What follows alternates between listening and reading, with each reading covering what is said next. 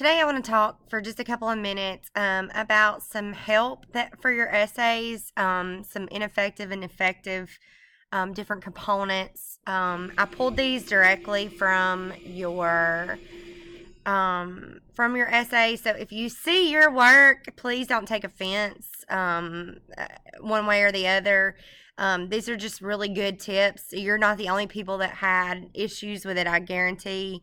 But it's really good to see. It's it's one thing for me to give you examples and explain to you what you did wrong and what you didn't do wrong. But it's another thing when you look at your own writing and I explain it a little bit more. So if you saw it on your essay where I marked it incorrectly, this is why. So I just want to take a couple of minutes really quick and run through this. I started with introductions. And again, these are straight from the essays, the first essay. So this first introduction it says third person narration helps the reader understand the feelings of each main character. This point of view allows one to sympathize with each one as the narrator tells the story. A couple of reasons why that's an ineffective intro. Number one, it's not a complete paragraph. You always want to shoot, the rule of thumb is 3 well-developed sentences, but as a college writer, 101, 102, you should be writing, every time you write a paragraph, 4 to 5 really strong sentences at least for each paragraph. Sometimes that's harder to do. We run out of steam a little bit with our conclusions, but you want to shoot for that. So don't just turn in 2 sentences for an introduction. Number 2, it does not introduce the stories, authors, or characters that will be discussed. That's a huge thing for literary analysis. Remember that your introduction provides a roadmap for your reader, and so you really want that paragraph to be as specific as possible so that your reader knows exactly what they're going to be reading about. So don't be afraid to be specific. Don't be over specific, because if you give away entirely too much information also in an introduction, then nobody wants to read the rest of your paper if I can get all my information from just the introduction. So make sure that you introduce the stories, the authors, and the characters, and then avoid being vague. What feelings, what it has to have a certain so what factor for your reader to want to continue to read. The next one, why do some people act the way they do? In real life, people act in unusual ways understood by no one. Unlike real life, literature can be written in third person. Therefore, it is understood why a character may act unusually. The third person narration in Kate Chopin's The Story of an Hour, William Faulkner's Rose for Emily, and Ernest Hemingway's Soldier's Home allows the reader to understand why Mrs. Mallard, Miss Emily, and Krebs act in unusual ways. This is ineffective because starting with a rhetorical question, one that you do not intend to receive an answer from, is never a really good idea. Starting with a question is not typically a strong way to start off an essay of this nature. The first 2 sentences in that particular introduction are really unnecessary because we're not talking about real life. We're not talking about real people. We are talking about literature. It's a contrived story, a narrative. Therefore, it's really unnecessary to even include that. You'll notice that there was redundant use of unusual and unusually. And then the use of unusual in the thesis is in the last sentence. Is not specific enough to be a solid thesis. That should say not specific. Not specific enough to be a solid thesis. So you have they act in unusual ways. Well, what ways? Don't be afraid to be specific. How do you feel about third person narration? Throughout the entirety of these stories, the writers use third person as an eerie way to go about a story. All of these stories have an omniscient sense of third person, which allows the reader to know the thoughts and feelings of the characters without speaking it from their point of view. From these 3, much information was gathered, such as the fact that all stories had a gloomy idea of death in it. Such as in the Soldier's Home story, it gives you every reason to believe the main character kills himself by creating a very depressed and downhearted sequence of events. Although it gives you these feelings and insight, it never discloses by saying he did commit suicide. Third person gives you the ability to assume while also giving you a fabric and a model to assume amongst. A lot of issues making that ineffective. Number one, avoid the use of you. Number two, we talked about this one already. Asking questions is not a strong way to begin. When you do a literary analysis of multiple works, it's a balancing act. Never just discuss one story in the intro and the conclusion. You want to give every story equal airtime, I guess, is probably the best way to put that.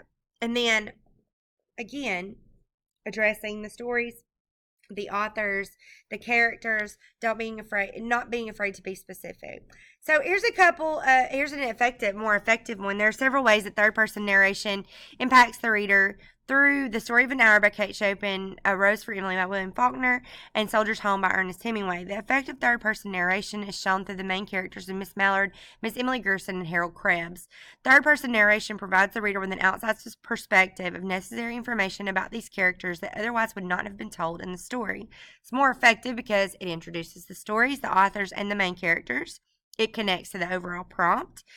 There are things about this that could be improved with specificity, like there are several ways, provides the reader with necessary information. Both of those statements could be revised to be as specific as possible. However, that's way more of an effective introduction than the previous ones that we looked at. All right, body paragraphs. So good body paragraphs have transition sentences, which is the introductory sentence that connects the reader to the thesis and the prompt. It should be specific, reference the story, the author, and the character. The concluding sentence should provide closure by once again referring back to the thesis and the prompt. Textual evidence is going to be integrated into the writing effectively through a variety of methods. So here's a good, effective body paragraph from one of y'all's essays. The Story of an Hour, written by Kate Chopin, uses third-person narration to show the emotions of Mrs. Mallard learning of her husband's death and the struggle of the other characters trying to break it to her lightly. I've referenced third-person narration, my story, my author, and my character, all in that one transition sentence. So that's very effective. The reader understands why the characters react the way they do because of this narration. Colon set up for a quote there is appropriate. Great care was taken to break to her gently as possible the news of her husband's death because of her heart condition. Without these details, readers would be left without the full picture. Mrs. Mallard did not hear the story, as many women have heard the same, because of the marital struggle she faced with Mr. Mallard. Readers come to understand Louise's reception of the information was both difficult to take and a little bit of relief. Without a third-person narrator, readers would not sympathize with Louise because of the lack of details about the marriage. So I have successful transition sentence and concluding sentence that provide an opening and a closure, relate back to the prompt and the thesis. It's very specific. The textual evidence is integrated effectively through the variety of methods there. That's a really good body paragraph.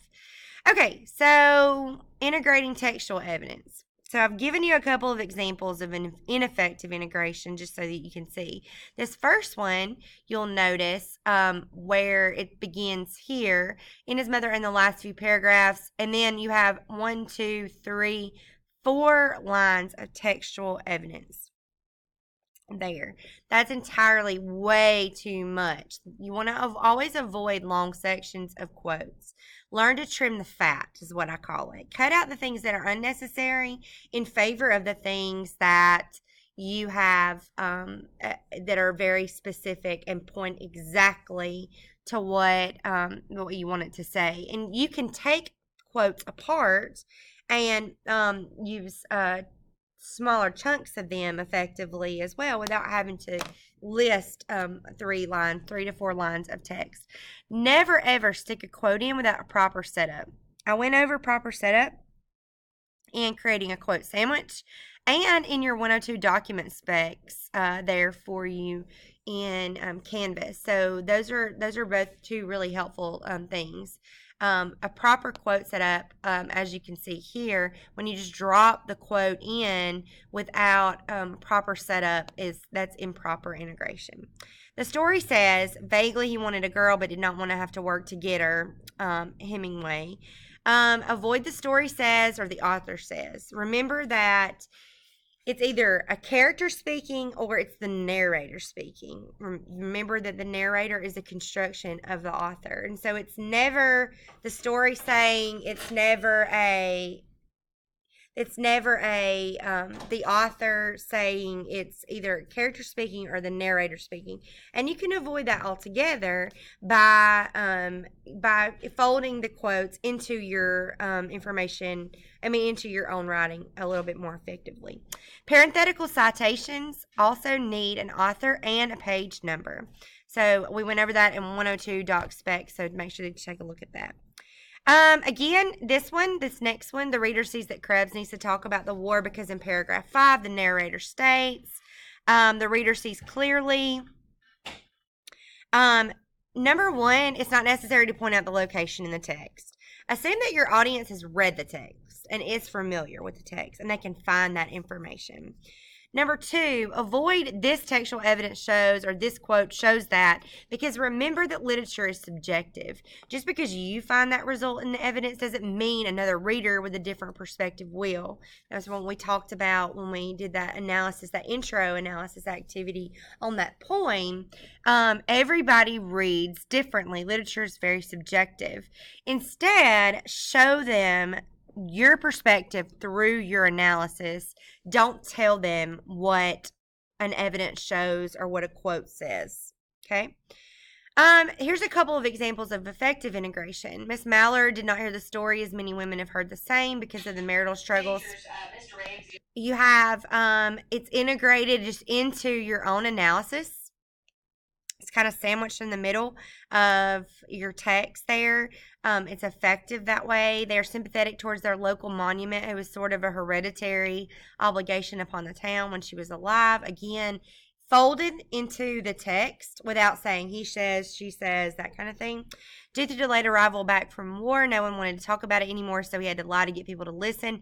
This led to a distaste for everything that happened to him. Again, folded seamlessly into the analysis. Those are 3 very effective integrations of text. Conclusions. Third-person narrative is the best for these types of stories because if told in first person, there would be a lot of bias in all the stories. We would not have gotten the same information and feelings of people that we got.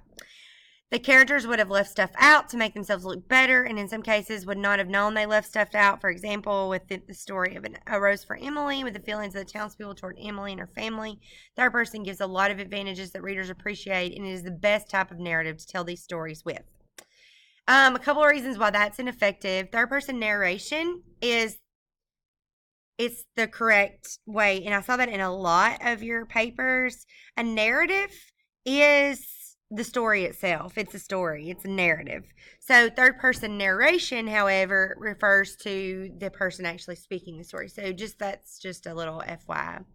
Avoid words like best and excellent way and the best way. That denotes bias. Remember that you have to be objective. Doesn't necessarily mean it's the best way. You may really feel that way, but you can't say that because it's not always the best way. Remember that balance. Don't focus on just one story in your conclusion. It should be all or none if you dip back into specifics. And then number 4, maintain a formal tone, no slang like stuff. Okay, you want to avoid that in your writing. Third-person narrative view of a story can be a very interesting experience for a reader. This is because you can see every little thought and emotion that goes on inside a character's head. The 3 stories used in this essay prove to be excellent examples of this. Third-person narrative stories are the most useful types of stories because they are the only type of stories where you can fully understand what exactly is going on. That's not necessarily true.